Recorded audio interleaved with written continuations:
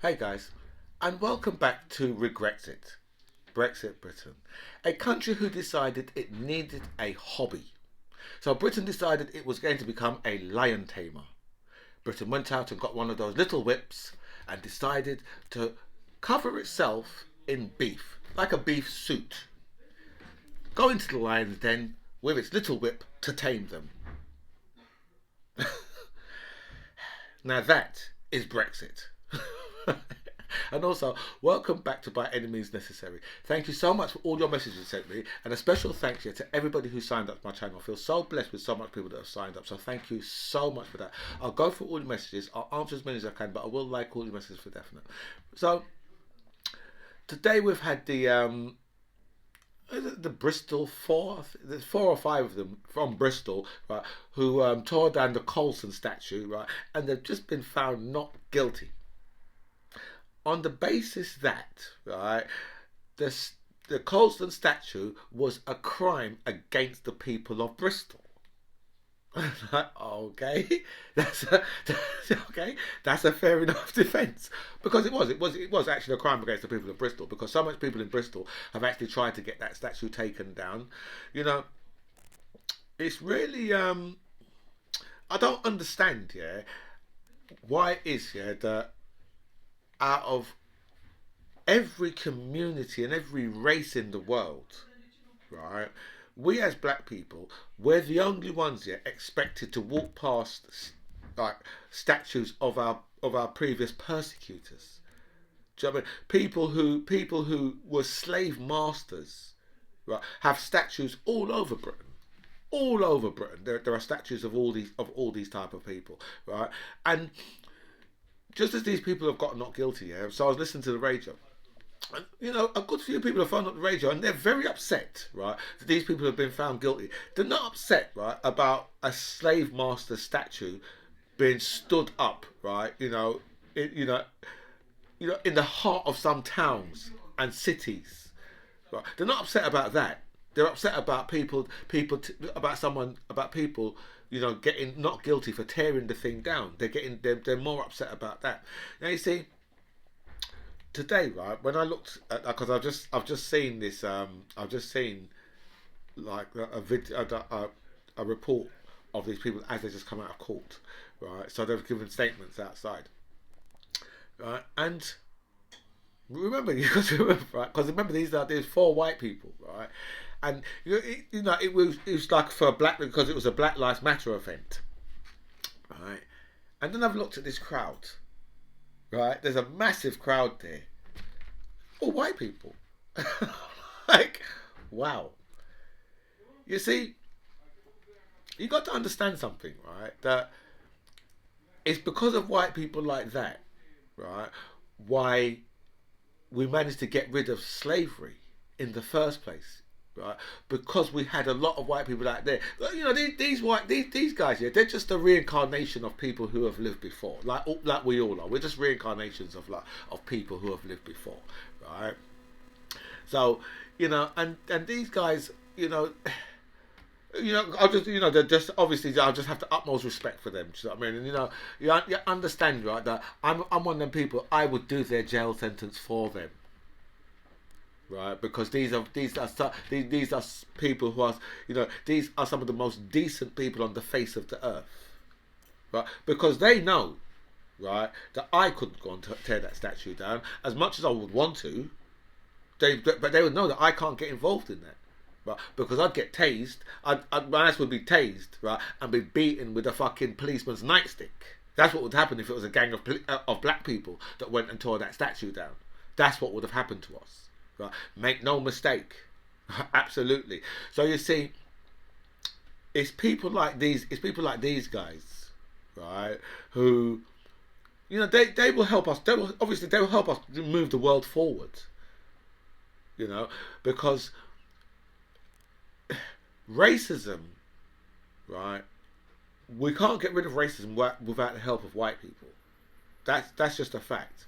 We're never ever going to get rid of racism without their help. And when we've got good white people like this helping in our plight, and then when I look at outside the court and I just look there and I just see a sea of white people who are supporting these people, Right? That means those sea of white people are in support of Black Lives Matter, and that can only give them a warm feeling. That's the only thing that can do. But then I listen to the radio, right, and I listen to people who are very upset, right, with these people and the fact that they've managed to get them, the fact that they've managed to get off. Very, very upset about it. Do you know what I mean? You think to yourself, seriously? You know, you look at those people and think to yourself, you know, just get yourself a life, because you know, you need to think about the persecution, right, of of of slavery, of the 500 years of slavery. Do you know what I mean? Right? No, no. You know, remember, right? We've had nothing back from it, right? You know, the slave masters was paid out, right? Slave masters was paid out, right? Not us. We were just left. We were just left to just get on with it. Just get on with. You know, it's okay. You just go and just get on with the rest of your life. Do you know what I mean? And then, you know, people often wonder, right, why it is, yeah. You know, if you go to places like America and places like this, yeah. And I was watching I was watching a video of Normsky, right, Professor Normsky, right, a couple of days ago, right. You know, he's 90. I think he's 93. Still absolutely completely coherent. Do you know what I mean? And he was speaking about a lot of this type of stuff, you know, as to, and you know, and it's just dawned on me, because he was saying, you know, that the level of poverty of, like, in America, of black people in America, right, is very, very high, right. But then you've got to understand, yeah, that out of slavery, these guys was given nothing. They were just like, gone, you know, you go off and make it. Go off and make it. And even after slavery, yeah, you know, for what, 100 years or so after slavery, right, you know, black people were still virtually in slavery.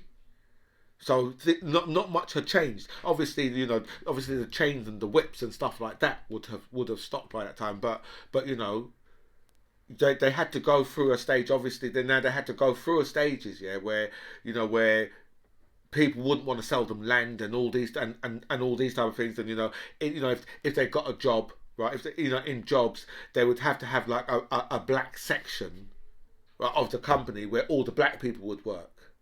Right, so they, you know, you know, remember the segregation of things like toilets, the buses, all of these things, right, were still in major segregation, even, you know, long after slavery had finished, right. So, and that's, you know, but people they don't want to acknowledge that type of thing. They never want to acknowledge that type of thing. Do you know what I mean? To say, well, okay, well, you know, these people will live in some of the poorest areas, right? Because, you know something, yeah, they've had what, nearly five or 600 years, right, of torment, persecution, and torture, right?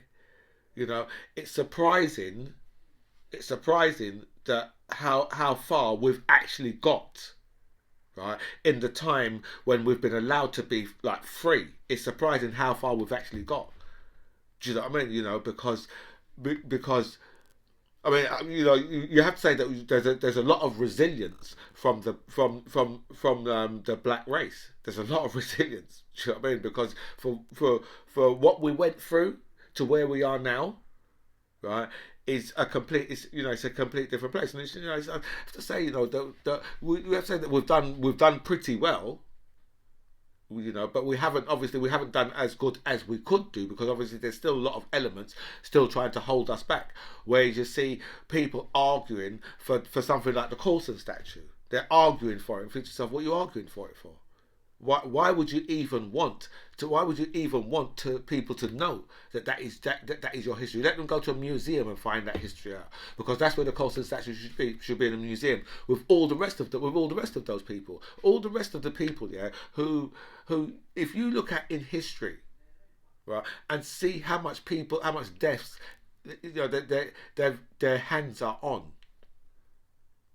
right? You say, well, Why are you praising these people? You know, another one is Cecil Rhodes is another one, right? And you think, well, you know, they've still got the Rhodes statue, right? And you think, well, why would you even fight to keep it? You should have ripped it down a long time ago, right? Cecil Rhodes was one of the most evil people to have ever lived. But you know, we've got statues praising him. I must tell you this though, yeah. I have put excrement on it twice, and proudly too. But I didn't film myself doing it because that would just be stupid, right? But yeah. So you know, so I mean, you know, as I said, you know, these people in Bristol, you know, I have to take my hat off to these people because they are real special people. Do you know what I mean? Just really, really special people. And you know, so today, right, we had Prime Minister's questions was back. It was a bit later today. It was at 3 o'clock, and Keir Starmer, um, I should call him Sir Keir non-progressive Starmer, right? Decided. Well, actually, he tested positive for COVID, right? So Angela Rayner took up the baton, right? And you know, anytime Angela Rayner takes up the baton, shit goes down, right? And she just tore a strip off of Boris Johnson, just took him to pieces again, right? And you could just listen. All Boris Johnson could say was the vaccine rollout and Omicron, and you think to yourself, you got nothing better to say, right? Because there was, you know, because of sometime in October, Boris Johnson done an interview, yeah, on Sky, and he said, and they spoke about inflation. And he said, well, no inflation. He said, and Boris Johnson basically said, no, inflation is not going to go off, right? And so Angela Rayner brought it up for him today to say to him, well, why would you say that when you must have known, because you're the Prime Minister, so you must have known. Because here's the thing: in October, we all knew that inflation was going to be tight. We all knew, right? So then I think there's been another interview with the Prime Minister now, with his people trying to explain what he actually meant, right? And they're saying, oh no, he was saying that in October inflation was you know, that inflation was not going to go up. He wasn't speaking about now. He was speaking about then. And we all know that he was speaking about because they were speaking about a future time. They were speaking about now, future, not. We wasn't talking about that at that particular moment. About future. Well, I mean, at that particular moment, we said, well, inflation hasn't gone up. Yeah, fair enough, hasn't gone up, but it will do in the future. Right? And he basically just batted that off as to say no. But you see, this is how the lies just come out. The lies just roll off, and most of the time, he probably just lies, right, before he thinks about what he's actually saying. Do you know what I mean? Because, like, you know, I mean, Angela Rayner, she mentioned, you know, the selling off of the gas storage, right? You know, the hike that we're going to have, the hike that we're having in like electric and gas costs and all these type of things. She went for a long list. I mean, you should watch it. You should watch her question time, because she is always on. I mean, Boris Johnson had to comment how fiery she was, right? But you know, I heard a woman a few weeks ago, right, speaking about Angela Rayner, right, and she saying the reason why well, because this woman, you know, she's one of those people who is a working class Tory, and when I say working class, I mean proper working class. Right? Well, and they spoke to her about Angela Rayner. Said, well, she seems very angry. Say what? Now, I know a little bit about this, right? Because this is done to me on a lot of times. This is done to me. Where like, mainly by police officers actually. You're being aggressive. That's what they do to black people all the time. That's the first thing they say.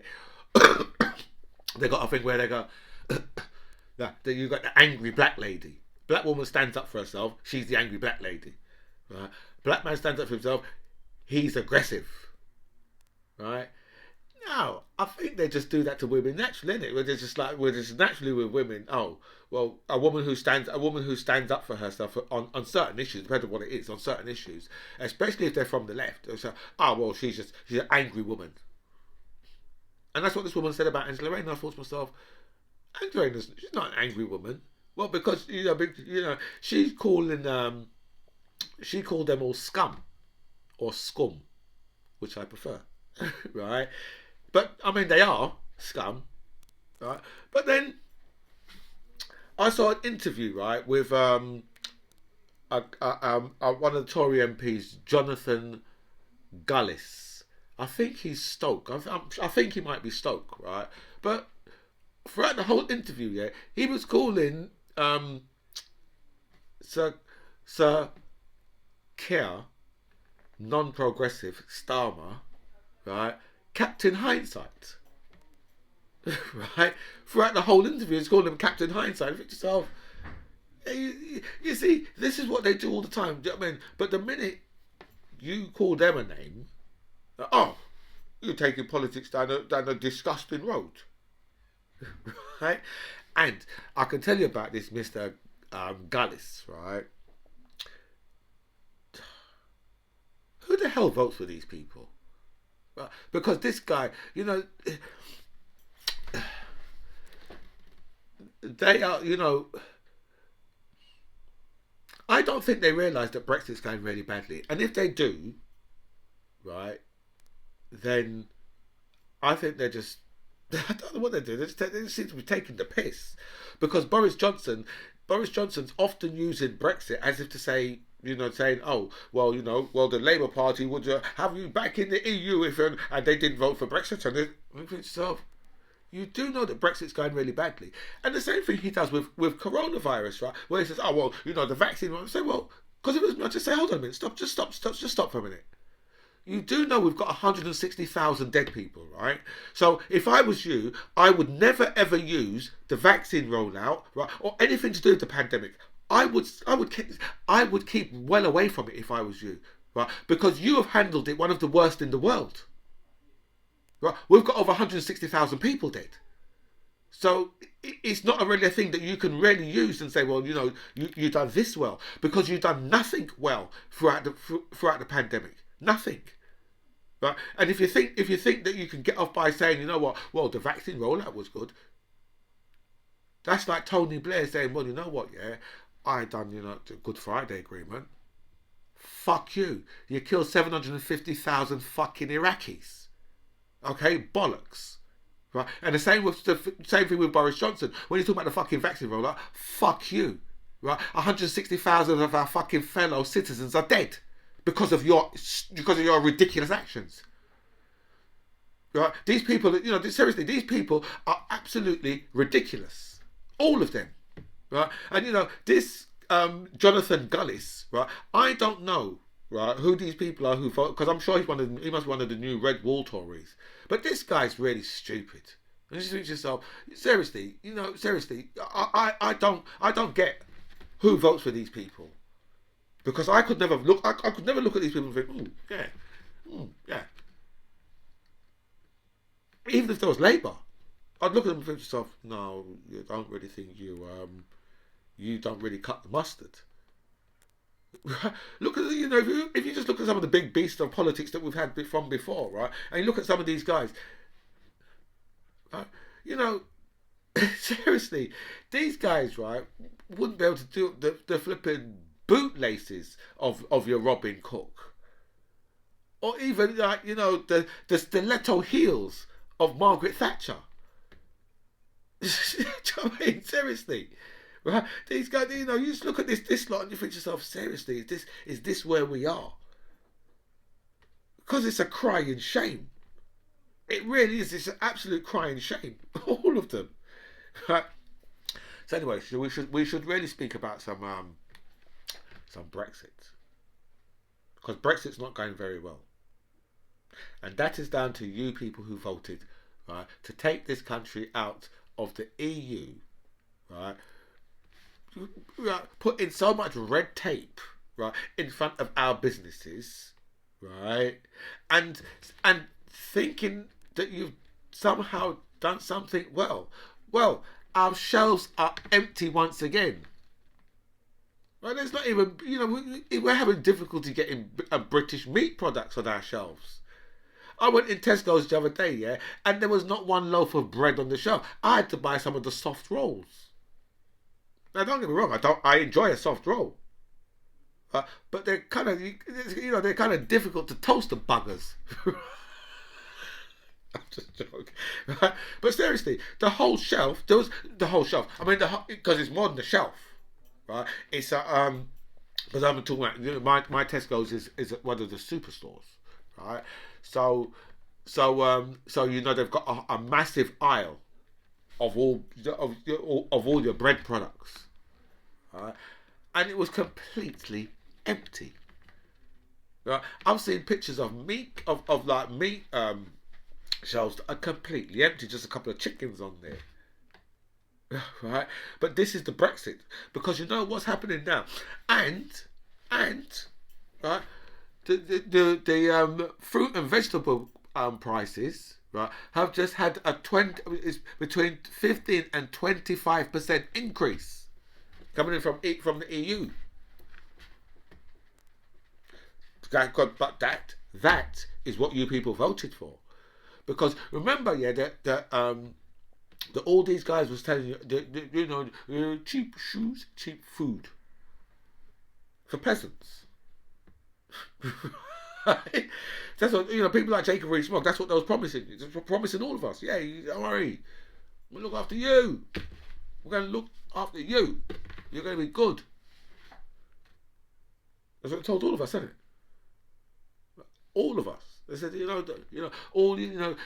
I just heard Boris Johnson arguing, right, about the about Labour, right, voting, against leaving the EU, right, and speaking about the VAT. Speaking about the VAT on there, that he said he's not going to take off of the fuel cost. But remember, before they said, "Oh, we'll be able to just take off the VAT, right, and give you lower cost for your gas and electric, and your food, and said food cost will be lower."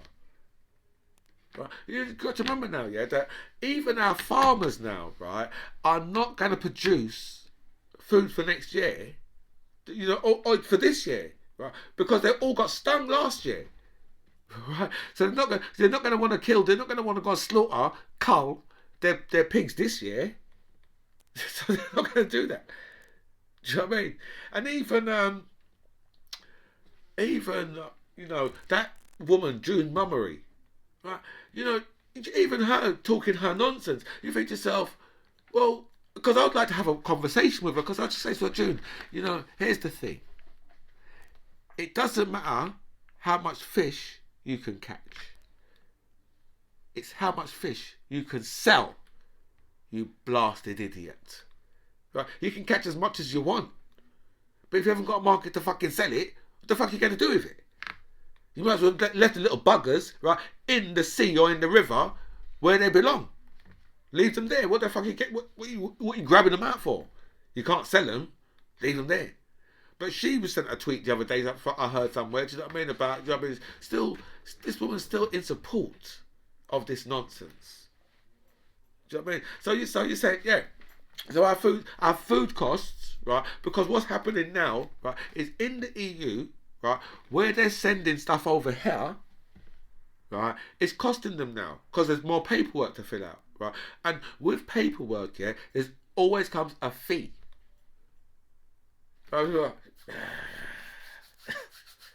Always going to be a fee when there's paperwork. Right? So you fill in your paperwork, right, which they never had to do before. So now the people in the EU, because they just be like, well, what we're going to do is we'll just have to employ new people, right, to fill out our paperwork, right. But all those costs are going to be put on to the British consumer. I mean, who else is going to pay for it? The people in the EU are not going to pay for it, because they don't need to sell us their goods. We need to buy their goods, but they don't need to sell us their goods. There's going to be other places in the world where they can sell their goods. Right, so I remember that remember, right, that they still have like 27 other countries where they can say, well, do you want these goods now, because Britain no longer wants them, so would you like them? Liechtenstein or whoever. Yeah, so that's what's going on. Our food costs, so inflation is going to rocket. But I'm quite sure that you people knew exactly what you was voting for when your damn stupid ass racist motherfucking fools voted for Brexit. I'm sure you knew what you voted for. And this motherfucking shit serves you right. Anyway, guys, this is By Any Means Necessary. I'm James C. John Ribbs. It was really nice to speak to you guys. Comments below.